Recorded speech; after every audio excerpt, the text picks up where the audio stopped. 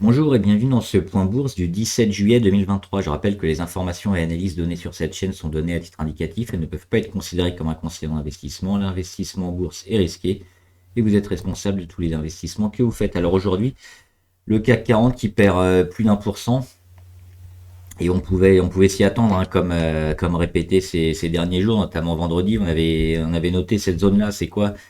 C'est les 7400, plus précisément les 7384 qui coïncident avec le plus haut du début 2022, qui ont fait obstacle ici au février-mars 2023 avant de lâcher très légèrement, hein, et d'entamer sa phase de consolidation. Donc on a véritablement un support, une zone très importante sur le CAC sur lequel il vient buter. Il y a beaucoup de mal et comme on est déjà rentré en phase de consolidation, c'est pas étonnant qu'on y revienne et qu'on n'arrive pas à le passer, même si on voit en zoomant, hein, on met quelques mèches au-dessus, mais on se maintient sous les 7004.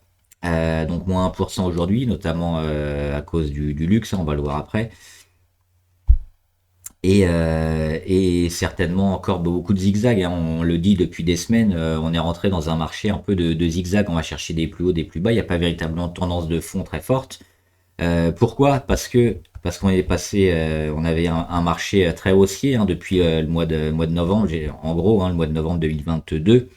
Donc la fin de l'année dernière, on a lancé un gros run, un gros rallye haussier, et maintenant on va vers le moins bien, mais avant d'aller vers la récession, le dur, on va passer par cette phase probablement de zigzag.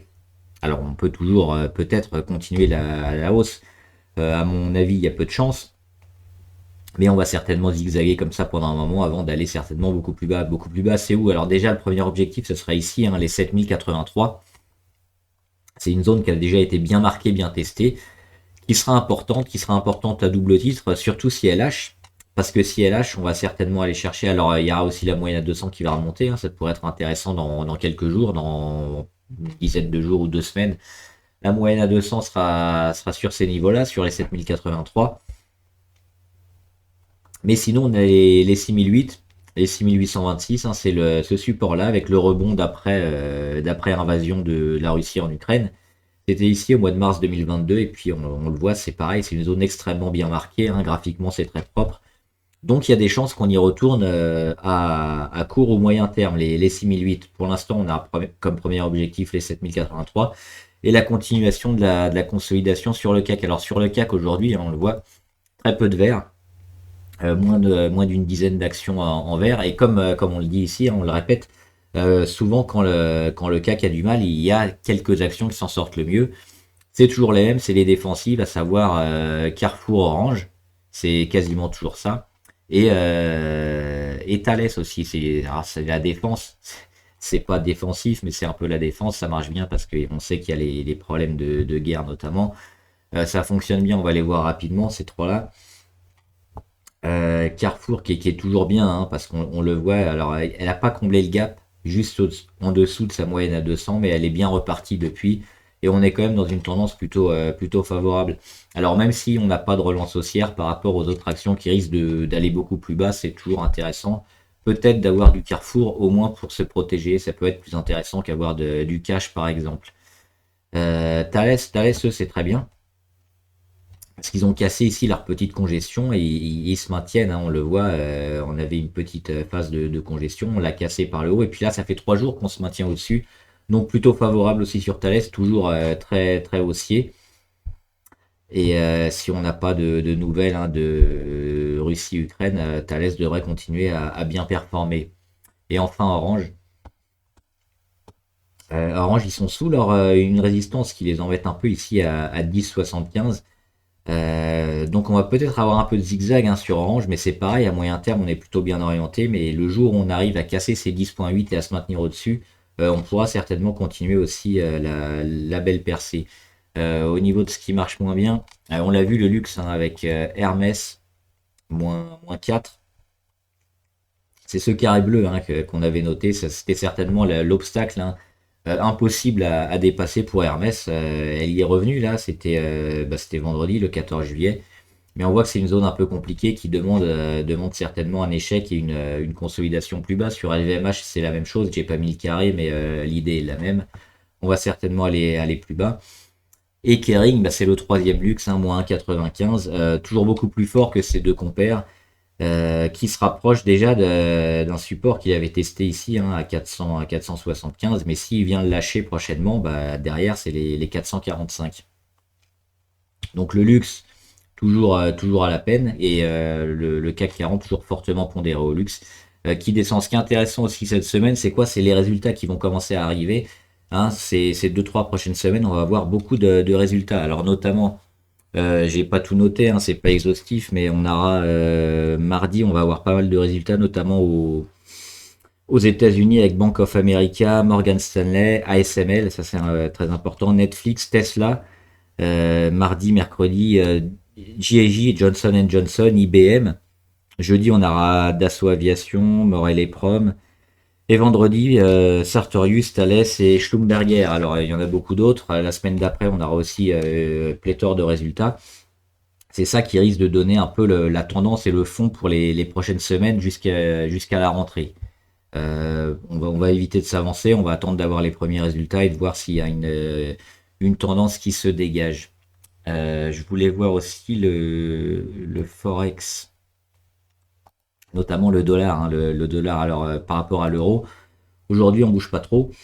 Ça fait 2 jours qu'on bouge plus après une grosse percée. On est quand même nettement haussier sur le dollar, mais où est-ce qu'on va pouvoir s'arrêter? Sur l'euro-dollar, on est revenu sur ces niveaux-là, hein, de décembre 2021, janvier 2022.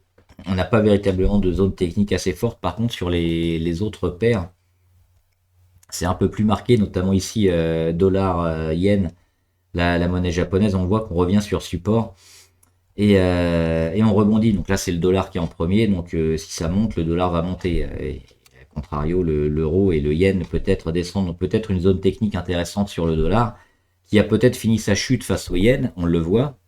L'euro, on l'a vu, hein, on commence à taper les plus hauts et plus de volatilité. Et enfin, face à la livre sterling, c'est pareil, il y a une zone ici qui était un peu forte, hein, un peu tampon, qu'on est venu chercher.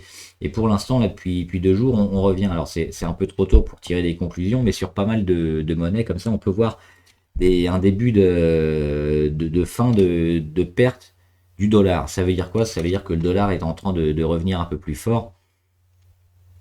Et l'or, hein, on avait vu, hein, l'or qui était aussi corrélé au dollar, pourrait suivre aussi la tendance. Et on va voir rapidement quelques actions du portefeuille.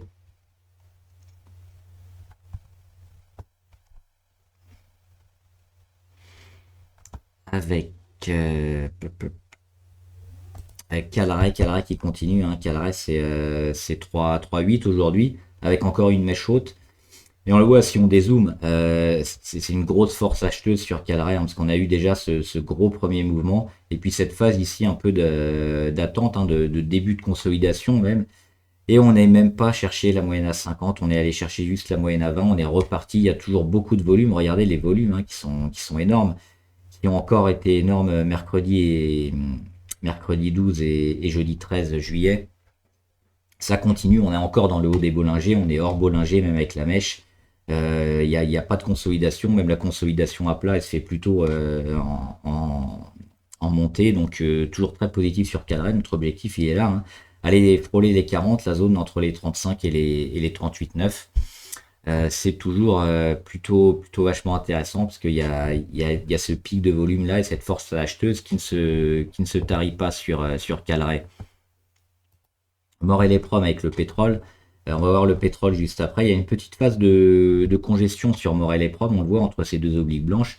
Et ils ont déjà cassé leur grande oblique de correction, donc peut-être une deuxième figure ici qui est en train de se créer. Et si on vient à casser, ça voudra dire que la demande, hein, la demande en pétrole, la demande en énergie, sera toujours plus importante, donc pas de récession, donc la hausse des actions et du pétrole et donc de Morel et Prom.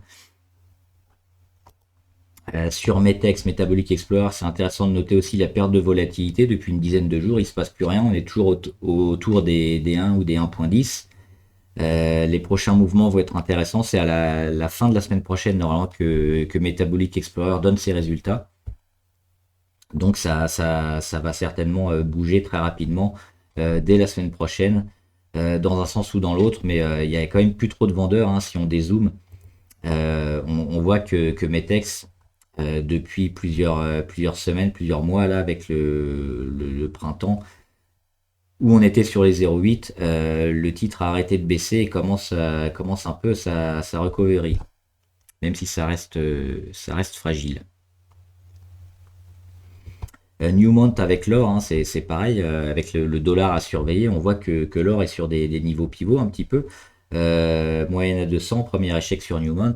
Mais si les marchés, alors aujourd'hui le Nasdaq va plutôt bien, hein, il est à plus 0,4, le Dow à plus 0,2 à la mi-séance. Mais si les marchés comme le CAC, le DAX et les marchés US vont un peu dans le sens inverse, hein, vers le bas, les minières et les mineurs or pourront performer. Donc Newmont en fait partie comme beaucoup d'autres.